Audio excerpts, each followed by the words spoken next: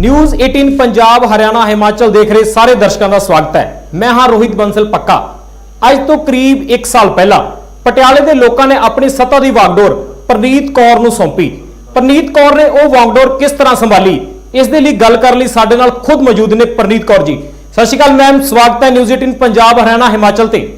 सत श्री अकाल जी, सत श्री अकाल मैम। गल करिए जिस तरह लॉकडाउन का चौथा पड़ाव चल रहा और 31 मई नूं यह पड़ाव खत्म होने जा रहा है, तो अज के टाइम देखा जाए पटियाले के किदां दे हालात ने और की सिचुएशन तुहानूं लग रही है, ओवरऑल अगे दी की सिचुएशन रहेगी और इस टाइम की सिचुएशन चल रही है? देखो, लॉकडाउन का बहुत वधिया तरीका रहा है इत्थे पटियाले दे विच। लोकां ने बड़ी कोऑपरेशन दित्ती है और हुण तकरीबन सारा कुछ खुल गया है।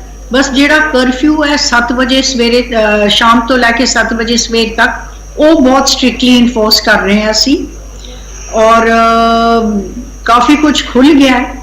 सो जो लॉकडाउन के नियम पंजाब सरकार और सेंटर सरकार ने रखे हैं वो पूरी तरह वधिया तरीके दे नाल इत्थे चल रहे हैं।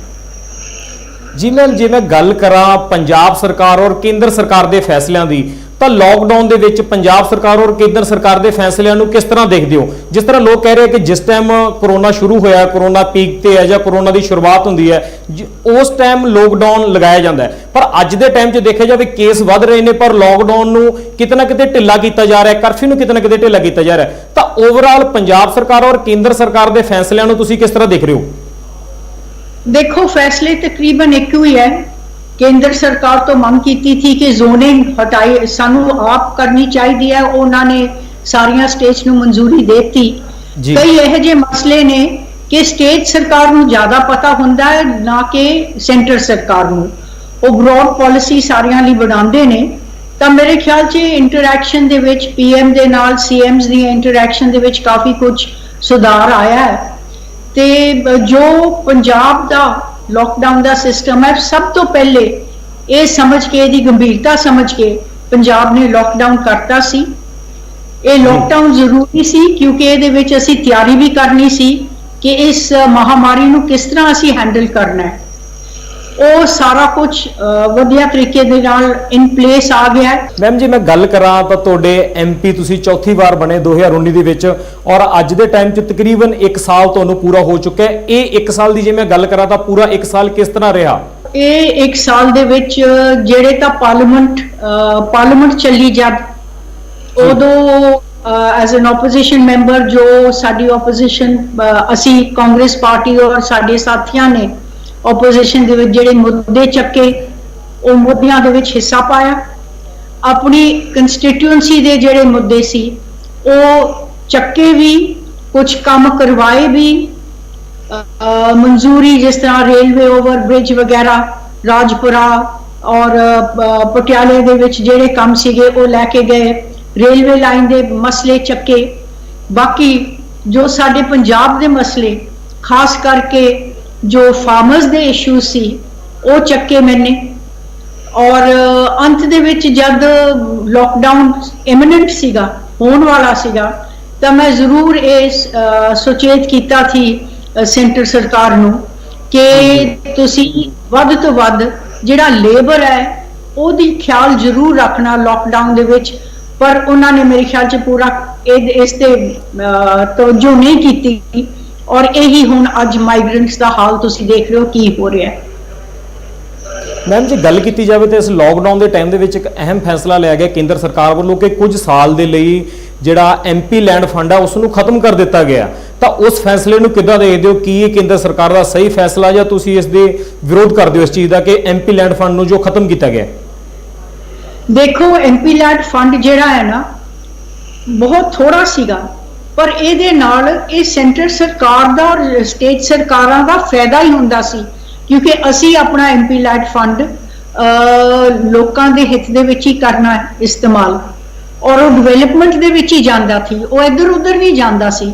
सो इहदा कोई मतलब ही नहीं कि जे इहनूं बंद भी करता तो मेरे ख्याल च नुकसान ही होया, इहदा फायदा नहीं होया। पर मैं इन्ना कहना चाहती हैं कि जे इन्हों जरूरत थी, इन्होंने मंगे सी कि 1-1 करोड़ तुसी दे दो पीएम फंड के लिए, सानू आया थी, मैं तो अपना साइन करके भेजता सी। ਤਾਂ ਜੇ ਇਹਨਾਂ ਨੂੰ ਲੋੜ ਹੁੰਦੀ ਤਾਂ ਇਹ ਮੰਗ ਲੈਂਦੇ ਉਸ ਫੰਡ ਦੇ ਵਿੱਚ, ਉਹ ਵੀ ਲੋਕਾਂ ਦੇ ਜਾਣਾ ਸੀ, ਅਸੀਂ ਐਮਪੀਜ਼ ਦੇ ਦਿੰਦੇ। ਬਾਕੀ ਕੁਝ ਡਿਸਕ੍ਰਿਸ਼ਨ ਸਾਡੇ ਕੁਝ ਕੋਲ ਰਹਿੰਦੀ, ਕਿਉਂਕਿ ਸਾਡੇ ਖੇਤਰਾਂ 'ਚ ਸਾਨੂੰ ਹੀ ਪਤਾ ਕਿ ਕਿੱਥੇ ਜ਼ਿਆਦਾ ਜ਼ਰੂਰਤ ਹੈਗੀ ਹੈ, ਉੱਥੇ ਲੋਕਾਂ ਦੇ ਕੰਮ ਹੀ ਆਉਣਾ ਸੀ ਇਸਨੇ। ਜੇ ਮੈਂ ਗੱਲ ਕਰਾਂ ਤਾਂ ਪੰਜਾਬ ਸਰਕਾਰ ਦੇ ਵੀ 3 ਸਾਲ ਪੂਰੇ ਹੋ ਚੁੱਕੇ ਨੇ। ਲੋਕਡਾਊਨ ਦਾ ਟਾਈਮ ਸੀ, ਤਕਰੀਬਨ 22-23 ਮਾਰਚ ਤੋਂ ਲੋਕਡਾਊਨ ਸ਼ੁਰੂ ਹੁੰਦਾ ਹੈ ਔਰ ਉਸ ਤੋਂ ਤਕਰੀਬਨ 4-5 ਦਿਨ ਪਹਿਲੇ ਪੰਜਾਬ ਸਰਕਾਰ ਦੇ 3 ਸਾਲ ਪੂਰੇ ਹੈ। ਇਹਨਾਂ ਪੂਰੇ 3 ਸਾਲਾਂ ਨੂੰ ਪਰਨੀਤ ਕੌਰ ਕਿੱਦਾਂ ਦੇਖਦੇ ਨੇ ਔਰ ਪੰਜਾਬ ਸਰਕਾਰ ਦੀ ਪੂਰੀ ਕਾਰਗੁਜ਼ਾਰੀ ਲਈ ਕੀ ਕਹਿਣਾ ਚਾਹੋਗੇ?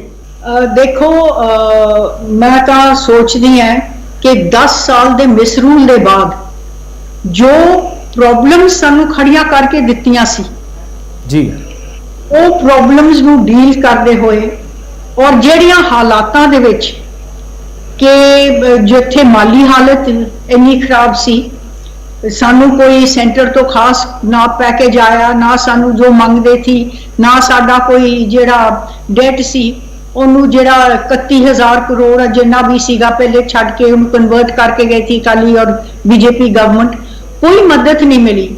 ਔਰ ਨਸ਼ਿਆਂ ਭਰਾ ਸਾਨੂੰ ਪੰਜਾਬ ਸੂਬਾ ਮਿਲਿਆ। ਇਹ ਸਾਰਾ ਕੁਝ ਬਹੁਤ ਗੰਭੀਰਤਾ ਨਾਲ ਔਰ ਅੱਛੇ ਤਰੀਕੇ ਦੇ ਨਾਲ ਪੰਜਾਬ ਸਰਕਾਰ ਨੇ ਹੈਂਡਲ ਕੀਤਾ। ਤੁਸੀਂ ਨਸ਼ਿਆਂ ਨੂੰ ਹੀ ਲੈ ਲਓ, ਬਹੁਤ ਵਧੀਆ ਤਰੀਕੇ ਦੇ ਨਾਲ, ਸਖਤੀ ਦੇ ਨਾਲ ਜਿਹੜੇ ਵਪਾਰ ਕਰਦੇ ਸੀ ਨਸ਼ਿਆਂ ਦੇ, ਉਹਨਾਂ ਤੇ ਠੱਲ ਪਾਇਆ, ਉਹ ਘੱਟ ਹੋਏ, ਨਸ਼ੇ ਘੱਟ ਹੋਏ। ਨਾਲ ਦੀ ਨਾਲ ਡੈਪੋ ਪ੍ਰੋਗਰਾਮ, ਬੜੀ ਪ੍ਰੋਗਰਾਮ ਸ਼ੁਰੂ ਕੀਤਾ, ਕੋਈ 5 ਲੱਖ ਕੁਝ ਤੋਂ ਉੱਪਰ ਇਹ ਬਣੇ ਨੇ ਜਿਹੜੇ ਕਾਉਂਸਲਿੰਗ ਕਰਦੇ ਨੇ, ਅਵੇਅਰਨੈਸ ਦਿੰਦੇ ਨੇ, ਖਾਸ ਕਰਕੇ ਸਟੂਡੈਂਟਸ ਦੇ ਵਿੱਚ ਜਿੱਥੋਂ ਇਹ ਸ਼ੁਰੂਆਤ ਹੁੰਦੀ ਹੈ। ਨਾਲ ਦੀ ਨਾਲ ਇਸ ਔਖੇ ਸਥਿਤੀ ਦੇ ਵਿੱਚ ਕੋਈ 12,25,000 ਦੇ ਕਰੀਬ ਲੋਕਾਂ ਨੂੰ ਰੋਜ਼ਗਾਰ ਦਿੱਤਾ ਹੈ, ਚਾਹੇ ਉਹ ਪ੍ਰਾਈਵੇਟ ਦੇ ਵਿੱਚ ਹੋਏ, ਚਾਹੇ ਉਹ ਗਵਰਨਮੈਂਟ ਦੇ ਵਿੱਚ ਹੋਏ, ਚਾਹੇ ਉਹਨਾਂ ਨੇ ਆਪਣਾ ਰੋਜ਼ਗਾਰ ਸ਼ੁਰੂ ਕੀਤਾ ਹੈ। ਸੋ ਇਹ ਗੱਲਾਂ ਬਹੁਤ ਵਧੀਆ ਤਰੀਕੇ ਦੇ ਨਾਲ, ਜਿਹੜਾ ਕਿਸਾਨ ਪਿਸ ਰਿਹਾ ਸੀ 5 ਏਕੜ ਤੋਂ ਘੱਟ ਜਿਹੜਾ ਸੀ, 10,25,000 ਕਿਸਾਨਾਂ ਨੂੰ 2 ਲੱਖ ਮਾਫ ਹੋਇਆ ਹੈ। ਇਹ ਬਹੁਤ ਵੱਡੀ ਗੱਲ ਹੈ ਔਰ ਪਹਿਲ ਪੰਜਾਬ ਨੇ ਕੀਤੀ ਸਾਰੇ ਦੇਸ਼ ਦੇ ਵਿੱਚ। ਪਰ ਜੇ ਦੂਸਰੇ ਪਾਸੇ ਗੱਲ ਕੀਤੀ ਜਾਵੇ ਤਾਂ ਵਿਰੋਧੀ ਧਿਰਾਂ ਪੰਜਾਬ ਸਰਕਾਰ ਤੇ ਲਗਾਤਾਰ ਇਲਜ਼ਾਮ ਲਗਾ ਰਹੀਆਂ ਨੇ ਕਿ ਕੈਪਟਨ ਸਰਕਾਰ ਜਿਸ ਟਾਈਮ ਆਈ ਸੀ ਤਾਂ ਉਹਨਾਂ ਦੇ ਇਲਜ਼ਾਮ ਸੀਗੇ ਪੰਜਾਬ ਵਿੱਚ ਡਰੱਗ ਮਾਫੀਆ, ਪੰਜਾਬ ਵਿੱਚ ਰੇਤ ਮਾਫੀਆ ਜਾਂ ਪੰਜਾਬ ਵਿੱਚ ਸ਼ਰਾਬ ਮਾਫੀਆ ਕੰਮ ਕਰ ਰਿਹਾ, ਪਰ ਉਹ ਮਾਫੀਏ ਅੱਜ ਵੀ ਚੱਲ ਰਹੇ ਹੈ। ਤੁਸੀਂ ਦੇਖਿਆ ਹੋਵੇਗਾ ਤੁਹਾਡੇ ਲੋਕ ਸਭਾ ਹਲਕੇ ਦੇ ਵਿੱਚ ਰਾਜਪੁਰਾ ਦੇ ਵਿੱਚ ਹੀ ਪਿਛਲੇ ਦਿਨ ਇੱਕ ਸ਼ਰਾਬ ਫੈਕਟਰੀ ਫੜੀ ਗਈ। ਰਾਜਪੁਰਾ ਏਰੀਆ ਦੇ ਵਿੱਚ ਕਿਹਾ ਜਾ ਰਿਹਾ ਕਿ ਮਾਈਨਿੰਗ ਹੋ ਰਹੀ ਹੈ। ਡਰੱਗ ਦੀ ਗੱਲ ਕੀਤੀ ਜਾਵੇ ਤਾਂ ਕਹਿ ਰਿਹਾ ਕਿ ਪੰਜਾਬ ਸਰਕਾਰ ਨੇ ਵੱਡੇ ਇਲਜ਼ਾਮ ਜ਼ਰੂਰ ਲਗਾਏ ਸੀਗੇ ਵਿਰੋਧੀ ਧਿਰ ਤੇ ਕਿ ਫਲਾਣਾ ਲੀਡਰ ਨਸ਼ੇ ਦੇ ਵਿੱਚ ਇਨਵੋਲਵ ਹੈ, ਪਰ ਹਾਲੇ ਤੱਕ ਕਿਸੇ ਵੀ ਵੱਡੇ ਲੀਡਰ ਤੇ ਜਾਂ ਵੱਡੀ ਮਸ਼ੀਨ ਨੂੰ ਨਹੀਂ ਫੜ ਸਕੀ ਪੰਜਾਬ ਸਰਕਾਰ, ਔਰ ਨਾ ਹੀ ਉਹ ਮਾਫੀਆ ਬੰਦ ਕਰ ਚੁੱਕੇ ਔਰ ਉਹ ਮਾਫੀਆ ਅੱਜ ਵੀ ਐਕਟਿਵ ਨੇ। ਦੇਖੋ, ਆਪੋਜੀਸ਼ਨ ਦਾ ਕੰਮ ਹੁੰਦਾ ਹੀ ਇਹੀ ਹੈ ਕਿ ਉਹ ਨੈਗੇਟਿਵ ਕ੍ਰਿਟਿਸਿਜ਼ਮ ਕਰਨ ਜਿਹੜੀ ਵੀ ਸਰਕਾਰ ਹੈਗੀ ਹੈ, ਔਰ ਜੋ ਕੰਮ ਇਹਨਾਂ ਨੇ ਕੀਤੇ ਸੀ ਇਹਨਾਂ ਦੇ ਦਿਮਾਗ 'ਚ ਹਾਲੇ ਉਹੀ ਕੰਮ ਫਿਰ ਰਹੇ ਨੇ ਔਰ ਉਹੀ ਕੰਮ ਇਹਨਾਂ ਨੂੰ ਸੁਝਦੇ ਨੇ, ਉਹਦੇ ਉੱਤੇ ਬਾਰ-ਬਾਰ ਇਹ ਕਹੀ ਜਾਂਦੇ ਨੇ ਕਿਉਂਕਿ ਇਹਨਾਂ ਨੇ ਨੈਗੇਟਿਵ ਗੱਲ ਹੀ ਕਰਨੀ ਹੈ, ਕੋਈ ਪੋਜ਼ਿਟਿਵ ਚੀਜ਼ ਦੇਖਣੀ ਨਹੀਂ ਹੈ। ਜਿਹੜੇ ਤੁਸੀਂ ਰਾਜਪੁਰੇ ਦੀ ਕਰ ਰਹੇ ਹੋ ਉਹ ਸਾਡੀ ਸਰਕਾਰ ਨੇ ਹੀ ਅਨਰਥ ਕੀਤੀ ਹੈ, ਉਸ ਤੇ ਐਕਸ਼ਨ ਹੋਇਆ, ਪੂਰਾ ਐਕਸ਼ਨ ਹੋ ਰਿਹਾ ਹੈ। ਸੋ ਹਰ ਇੱਕ ਗੱਲ ਦੇ ਵਿੱਚ ਸਾਰਾ ਕੁਝ ਹੋ ਰਿਹਾ ਔਰ ਜਿੱਥੇ ਤੱਕ ਤੁਸੀਂ ਕਹਿ ਰਹੇ ਹੋ ਕਿ ਕੋਈ ਵੱਡੀ ਅਸਾਮੀ ਨਹੀਂ ਫੜੀ ਗਈ, ਇਹ ਇੱਕ ਜੁਡੀਸ਼ੀਅਲ ਪ੍ਰੋਸੈਸ ਵੀ ਹੈ ਜਿਹੜਾ ਚੱਲ ਰਿਹਾ ਹੈ, ਕਾਨੂੰਨ ਦੇ ਮੁਤਾਬਕ ਹੀ ਹੋਊਗਾ। ਜਿੱਥੇ ਦੋਸ਼ੀ ਸਾਬਤ ਹੋ ਜਾਏਗਾ ਉਸ ਨੂੰ ਜ਼ਰੂਰ ਪੂਰੀ ਸਜ਼ਾ ਮਿਲੂਗੀ। ਪਿਛਲੇ ਦਿਨੀ ਸਾਡੀ ਸੁਖਬੀਰ ਬਾਦਲ ਜੀ ਨਾਲ ਗੱਲ ਹੋਈ। ਸੁਖਬੀਰ ਬਾਦਲ ਜੀ ਦਾ ਕਹਿਣਾ ਸੀ ਕਿ ਪੰਜਾਬ ਸਰਕਾਰ ਐਕਸਾਈਜ਼ ਦੇ ਜੋ ਕਮਾਈ ਆ, ਐਕਸਾਈਜ਼ ਤੋਂ ਜੋ ਇਨਕਮ ਹੈ, ਉਸ ਨੂੰ ਅਸੀਂ 5000 ਕਰੋੜ ਤੇ ਛੱਡ ਕੇ ਗਏ ਸੀ ਔਰ 5000 ਕਰੋੜ ਤੇ ਅੱਜ 3 ਸਾਲ ਬਾਅਦ ਵੀ ਉੱਥੇ ਖੜੀ ਹੈ।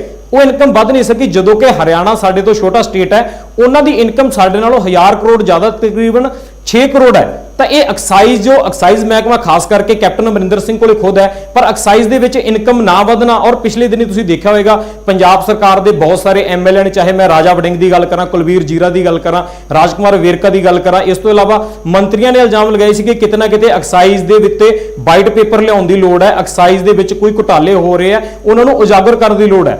ਤਾਂ ਉਸ ਦੇ ਬਾਰੇ ਕੀ ਕਹਿਣਾ ਕਿ ਵਿਰੋਧੀ ਇਲਜ਼ਾਮ ਲਗਾਉਣ ਤਾਂ ਗੱਲ ਅਲੱਗ ਹੈ, ਪਰ ਜਦੋਂ ਆਪਣੀ ਸਰਕਾਰ ਤੇ ਇਲਜ਼ਾਮ ਲਗਾਉਂਦੇ ਆ ਤਾਂ ਉਸ ਨੂੰ ਪਰਨੀਤ ਕੌਰ ਕਿੱਦਾਂ ਦੇਖ ਰਹੀ ਹੈ?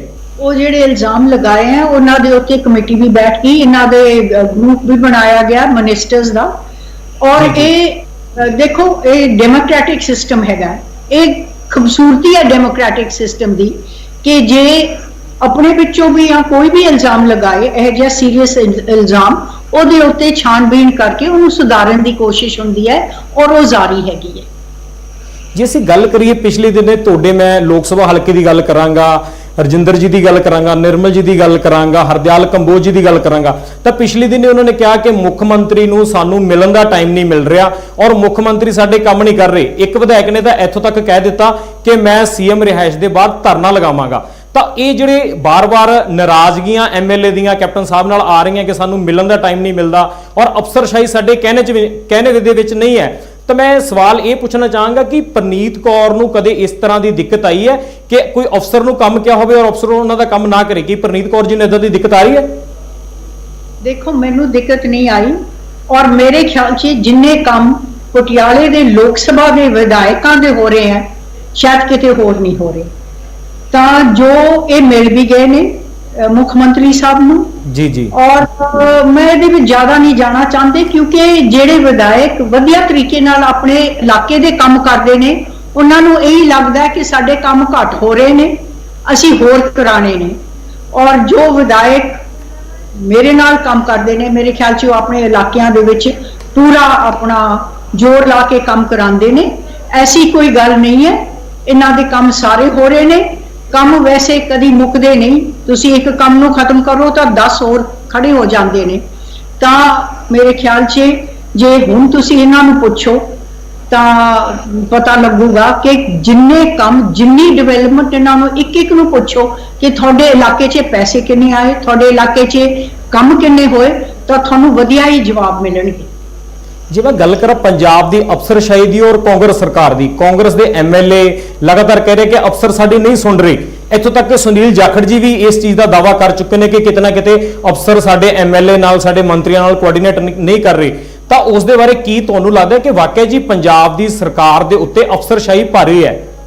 ਪਿਛਲੇ ਦਿਨ ਤੁਸੀਂ ਦੇਖਿਆ ਹੋਊਗਾ ਕਿ ਕੈਬਨਿਟ ਦੇ ਵਿੱਚੋਂ ਬਾਈਕਾਟ ਕਰ ਦਿੱਤਾ ਗਿਆ ਕਿ ਸਾਡੇ ਇੱਕ ਕਰਨ ਅਵਤਾਰ ਨਾਮ ਦੇ ਜੋ ਅਧਿਕਾਰੀ ਹੈ ਕਿ ਉਹ ਸਾਡੇ ਨਾਲ ਸਹੀ ਤਰ੍ਹਾਂ ਪੇਸ਼ ਨਹੀਂ ਆ ਰਹੇ। ਉਸ ਤੋਂ ਬਾਅਦ ਪ੍ਰੀ ਕੈਬਨਿਟ ਸੀ, ਉਹ ਪ੍ਰੀ ਕੈਬਨਿਟ ਦੇ ਵਿੱਚੋਂ ਮੰਤਰੀ ਉੱਠ ਕੇ ਚਲੇ ਗਏ। ਤਾਂ ਉਸ ਚੀਜ਼ ਨੂੰ ਪ੍ਰਨੀਤ ਕੌਰ ਕਿੱਦਾਂ ਦੇਖਦੇ ਕਿ ਵਾਕਿਆ ਜੀ ਅਫਸਰਸ਼ਾਹੀ ਭਾਰੀ ਲੱਗ ਰਹੀ ਹੈ ਜਾਂ ਵੈਸੇ ਹੀ ਗੱਲਾਂ ਕੀਤੀਆਂ ਜਾ ਰਹੀਆਂ? ਦੇਖੋ ਮੈਂ ਇਸ ਦੇ ਵਿੱਚ ਪਰਸਨਲੀ ਨਹੀਂ ਇਨਵੋਲਵਡ। जब तक फर्स्ट हैंड इंफॉर्मेशन मैं आप अखी देखी हाल नहीं दस सकती, मैं इस ते ज़्यादा कमेंट नहीं करना चाहती।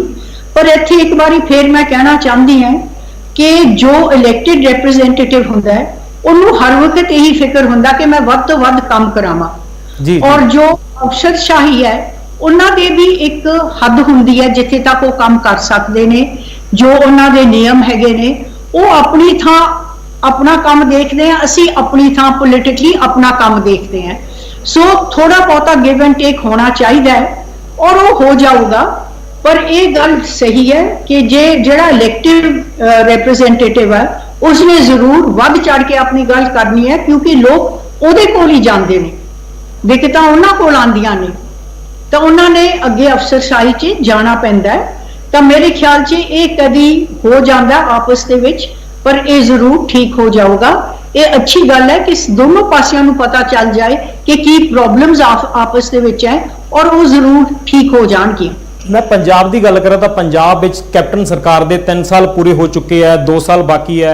2022 दे विच इलैक्शन दोबारा तो आउण लई तैयार ने। ਤਾਂ ਕੀ ਕੈਪਟਨ ਅਮਰਿੰਦਰ ਸਿੰਘ 2022 ਦੇ ਵਿੱਚ ਇੱਕ ਵਾਰ ਫਿਰ ਤੋਂ ਸੀਐਮ ਚਿਹਰਾ ਹੋਣਗੇ ਜਾਂ ਤੁਹਾਨੂੰ ਲੱਗਦਾ ਹੈ ਕਿ ਕੈਪਟਨ ਸਾਹਿਬ ਨੂੰ ਸਿਆਸਤ ਤੋਂ ਸੰਨਿਆਸ ਲੈ ਲੈਣਾ ਚਾਹੀਦਾ ਹੈ? ਪ੍ਰਨੀਤ ਕੌਰ ਇਸ ਦੇ ਬਾਰੇ ਕੀ ਸੋਚਦੀ ਹੈ ਕਿਉਂਕਿ ਪ੍ਰਨੀਤ ਕੌਰ ਪਰਿਵਾਰ ਦੀ ਮੈਂਬਰ ਵੀ ਹੈ ਔਰ ਕਾਂਗਰਸ ਦੀ ਮੈਂਬਰ ਵੀ ਹੈ?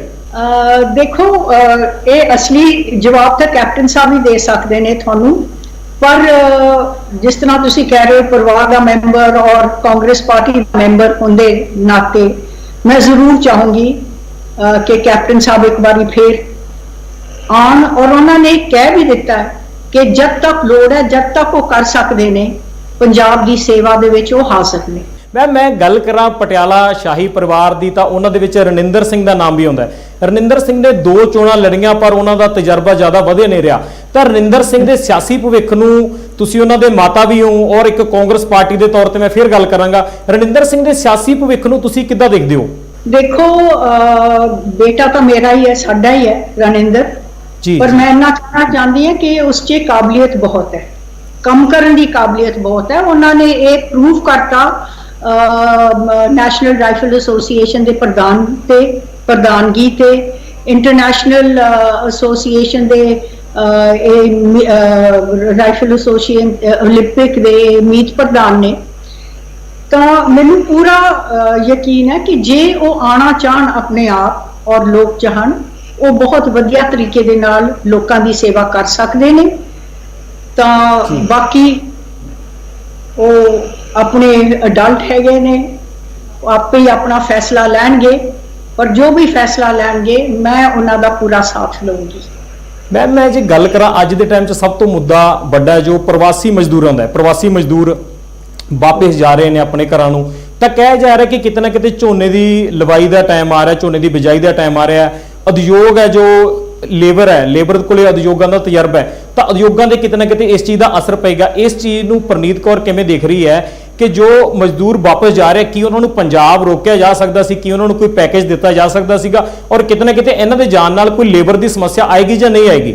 देखो समस्या जरूर आऊगी, क्योंकि इन्ने सालों तो इत्थे 13 लाख माइग्रेंट्स ने, लेबर ने अपनी रजिस्ट्रेशन की है जान दे लिए जी, तो 5 लाख कुछ तो चले गए ने। पर हुण जब फैक्ट्रियां और कारोबार खुल गया, हुण झोने का सीजन भी आ गया, तो मेरे ख्याल से 50% लेबर जिहड़ी है वो पिछे रह रही है। सो जिथे दिक्कत आऊगी उत्थे कम भी होणगे। ये हुण अपील हैगी है प्रधानमंत्री कोल कि वो ये देखण कि जिस तरह की सेवा पंजाब के किसान ने की है उस तरह की ये अगे उन्होंने रियायत और उन्होंने MSP और उन्होंने सहूलतां नूं देख के ये नज़र चेक करके ये मदद करन। जी जे मैं गल करा मैम तो आने वाले टाइम च परनीत कौर जी के पटियाला लोक सभा हल्के नूं लैके, क्योंकि तुहाडा लोक सभा हल्का तकरीबन 140 किलोमीटर लंबा है, जीरकपुर तो चल के अगे हरियाणा बॉर्डर तक समाने दे रास्ते हुंदा होया जांदा है। तां इन्ने पूरे एरिए नूं तुसीं मैनेज किस तरह करदे हो, और आने वाले टाइम दे विच तुहाडे इस पूरे लोक सभा हल्के नूं लैके की प्लान ने, की तुहाडीआं मंगां ने पंजाब सरकार तो और केंद्र सरकार तो, तां उन्हां नूं किस तरह फुलफिल करोगे? इस दे बारे की कहना परनीत कौर जी दा? देखो मंगा जड़ियां ने मेनली पंजाब सरकार तक हुंदियां ने, वो कई तो यह जिहियां हुंदियां ने जिहड़ियां सानू केंद्र तो लैनियां पैंदियां ने, चाहे वो प्रधानमंत्री दियां सड़कां होण, होर रोड ट्रांसपोर्ट होए, चाहे रेलवे का काम होए, चाहे MSP का काम होए, डाइवर्सिफिकेशन का काम होए, अंत दे विच सेंटर दे विच जाके हुंदियां। उस लई सानू उठाना पैंदा है, असी मिनिस्टरां कोल भी जाते हैं और सारे जेडे साडे प्रॉब्लम है असी लैके जाते हैं। जिथे तक पंजाब सरकार का काम हैगा वो अपने वालों मेरे ख्याल से मैं संतुष्ट है कि वध तो वध मेरे हल्के दे विच पिछले मेरे सांसद होने तो पहले भी काम चालू सी वधिया तरीके दे नाल। कि मैम गल करिए मैं तुसी साबका विदेश राज मंत्री रहे हो, और अज के टाइम के कोरोना के दौर के काफ़ी लोगों को विदेश तो पंजाब लिया गया, काफ़ी लोग हले भी फसे हुए हैं जो पंजाब आना चाहते हैं, जो हिंदुस्तान आना चाहते हैं। तो पंजाब के तौर पर जो पंजाब के NRI बाहर फसे हुए हैं और उन्होंने लियाउण का काम जारी है, उसनूं तुसी किद्दां देखदे हो? क्योंकि तुसी भी काम संभालिया होया और अजोकी केंद्र सरकार के कामों किस तरह देख रहे हो? देखो मेरे को बहुत फोन कॉल आए अमेरिका तो, मलेशिया चे कोई 300 बंदा फड़िया होया थी, सिंगापुर चे 100 बंदा थी, स्टूडेंट वगैरह, इन्हां दे फोन कॉल जरूर मेरे को आए ने। मेरे को फिलीपींस मनीला तो भी बहुत कॉल आए, एक बंदे दी एक कॉल अजरबैजान तो भी आई। इन्हां सारियां दा बहुत कोशिश की मैंने, मेरे रिस्पॉन्स मैनू जयशंकर जी साडे फॉरेन मिनिस्टर ने उन्होंने अच्छा दिता, और उसके बाद डायरेक्टली मैं जो साडियां एम्बसीज ने, हाई कमीशनस ने बाहर, ਉਹਨਾਂ ਨਾਲ ਗੱਲਬਾਤ ਕੀਤੀ। ਉਹਨਾਂ ਨੇ ਬਹੁਤ ਵਧੀਆ ਤਰੀਕੇ ਦੇ ਨਾਲ ਸੁਣ ਕੇ ਇਹਨਾਂ ਦੀ ਰੀਪੈਟਰੀਏਸ਼ਨ ਕੀਤੀ। ਕਰ ਤਾਂ ਉਦੋਂ ਹੀ ਸਕਦੇ ਸੀ ਜਦ ਸੈਂਟਰ ਜਹਾਜ਼ ਭੇਜੇ ਸੀ, ਹੁਣ ਇਹ ਸ਼ੁਰੂਆਤ ਹੋ ਗਈ। ਕਾਫੀ ਲੋਕ ਵਾਪਸ ਆਏ ਹਨ। ਪਟਿਆਲੇ ਦੇ ਵਿੱਚ ਹੀ 500 ਇਹੋ ਜਿਹੇ ਲੋਕ ਵਾਪਸ ਆਏ ਨੇ ਜਿਹੜੇ ਇੰਸਟੀਟਿਊਸ਼ਨਲ ਕੁਆਰੰਟਾਈਨ ਦੇ ਵਿੱਚ ਨੇ। ਮੈਮ ਜੇ ਮੈਂ ਗੱਲ ਕਰਾਂ 2019 ਦੇ ਚੋਣ ਨਤੀਜਿਆਂ ਦੀ ਤਾਂ ਕਾਂਗਰਸ ਦੀ ਇੱਕ ਵਾਰ ਫਿਰ ਤੋਂ ਬੁਰੀ ਤਰ੍ਹਾਂ ਹਾਰ ਅਸੀਂ ਕਹਿ ਸਕਦੇ ਹਾਂ। ਉਸ ਤੋਂ ਬਾਅਦ ਰਾਹੁਲ ਗਾਂਧੀ ਨੇ ਅਸਤੀਫਾ ਦਿੱਤਾ ਔਰ ਸੋਨੀਆ ਗਾਂਧੀ ਇੱਕ ਵਾਰ ਫਿਰ ਤੋਂ ਪ੍ਰਧਾਨ ਬਣਾਈ ਗਈ। ਪਰ ਅੱਜ ਦੇ ਟਾਈਮ 'ਚ ਅਸੀਂ ਦੇਖਿਆ ਜਾਵੇ ਤਾਂ ਰਾਹੁਲ ਗਾਂਧੀ ਇੱਕ ਵਾਰ ਫਿਰ ਤੋਂ ਐਕਟਿਵ ਨਜ਼ਰ ਆ ਰਹੇ ਨੇ। ਉਹ ਪ੍ਰਵਾਸੀ ਮਜ਼ਦੂਰਾਂ ਨਾਲ ਕਿਤੇ ਸਾਨੂੰ ਸੜਕ ਤੇ ਗੱਲ ਕਰਦੇ ਨਜ਼ਰ ਆਉਂਦੇ ਨੇ, ਕਿਤੇ ਉਹਨਾਂ ਨੂੰ ਸੰਬੋਧਨ ਕਰਦੇ ਨਜ਼ਰ ਆਉਂਦੇ ਨੇ। ਤਾਂ ਆਉਣ ਵਾਲੇ ਸਮੇਂ 'ਚ ਕੀ ਫਿਊਚਰ ਲੱਗ ਰਿਹਾ ਕਿ ਕੀ ਰਾਹੁਲ ਗਾਂਧੀ ਦੁਬਾਰਾ ਤੋਂ ਪ੍ਰਧਾਨਗੀ ਦਾ ਅਹੁਦਾ ਸੰਭਾਲ ਸਕਦੇ ਨੇ, ਜਾਂ ਰਾਹੁਲ ਗਾਂਧੀ ਤੋਂ ਇਲਾਵਾ ਕੋਈ ਹੋਰ ਬੰਦਾ ਸੋਨੀਆ ਗਾਂਧੀ ਤੋਂ ਬਾਅਦ ਪ੍ਰਧਾਨਗੀ ਦਾ ਅਹੁਦਾ ਕਾਂਗਰਸ ਦਾ ਸੰਭਾਲ ਸਕਦਾ ਹੈ? ਦੇਖੋ, ਰਾਹੁਲ ਜੀ ਨੇ ਮਾਡਲ ਗਰਾਊਂਡ ਦੇ ਉੱਤੇ ਉਦੋਂ ਰਿਜ਼ਾਈਨ ਕਰਤਾ ਸੀ। ਜੀ ਜੀ। ਪਰ ਜਦ ਉਹ ਵੀ ਸਾਂਸਦ ਨੇ, ਸਾਡੇ ਬਹੁਤ ਸੀਨੀਅਰ ਐਕਸ ਪ੍ਰੈਜ਼ੀਡੈਂਟ ਨੇ, ਜ਼ਿੰਮੇਵਾਰੀ ਆਪਣੀ ਸਮਝ ਕੇ ਇਹ ਮਹਾਮਾਰੀ ਦੇ ਵਿੱਚ ਉਹ ਬਹੁਤ ਅੱਛਾ ਰੋਲ ਅਦਾ ਕਰ ਰਹੇ ਨੇ। ਬਾਕੀ ਰਹੀ ਗੱਲ ਸੋਨੀਆ ਜੀ ਦੇ ਬਾਅਦ ਦੀ, ਉਹ ਕਾਂਗਰਸ ਵਰਕਿੰਗ ਕਮੇਟੀ ਫੈਸਲਾ ਲਊਗੀ ਔਰ ਜੋ ਫੈਸਲਾ ਹੋਊਗਾ ਸਾਨੂੰ ਸਾਰਿਆਂ ਨੂੰ ਮਨਜ਼ੂਰ। ਬਹੁਤ ਬਹੁਤ ਧੰਨਵਾਦ ਪ੍ਰਨੀਤ ਕੌਰ ਜੀ ਸਾਡੇ ਨਾਲ ਗੱਲ ਕਰਨ ਲਈ। ਬਹੁਤ ਧੰਨਵਾਦ ਤੁਹਾਡਾ ਜੀ, ਖੁਸ਼ੀ ਹੋਈ ਤੁਹਾਡੇ ਨਾਲ ਗੱਲ ਕਰਕੇ। ਸੋ ਇਹ ਸਨ ਪਟਿਆਲਾ ਤੋਂ ਸੰਸਦ ਪ੍ਰਨੀਤ ਕੌਰ, ਜਿਨ੍ਹਾਂ ਨਾਲ ਉਹਨਾਂ ਦੇ ਰਾਜਨੀਤਿਕ ਜੀਵਨ ਬਾਰੇ, ਪੰਜਾਬ ਅਤੇ ਕੇਂਦਰ ਸਰਕਾਰ ਦੇ ਫੈਸਲਿਆਂ ਬਾਰੇ, ਕਾਂਗਰਸ ਦੇ ਆਉਣ ਵਾਲੇ ਭਵਿੱਖ ਬਾਰੇ ਵਿਸਤਾਰਪੂਰਵਕ ਚਰਚਾ ਹੋਈ ਹੈ। ਸਾਨੂੰ ਉਮੀਦ ਹੈ ਤੁਹਾਨੂੰ ਅੱਜ ਦੀ ਇਹ ਗੱਲਬਾਤ ਪਸੰਦ ਆਈ ਹੋਵੇਗੀ। ਅਗਲੀਆਂ ਖਬਰਾਂ ਲਈ ਦੇਖਦੇ ਰਹੋ ਨਿਊਜ਼ 18 ਪੰਜਾਬ, ਹਰਿਆਣਾ, ਹਿਮਾਚਲ।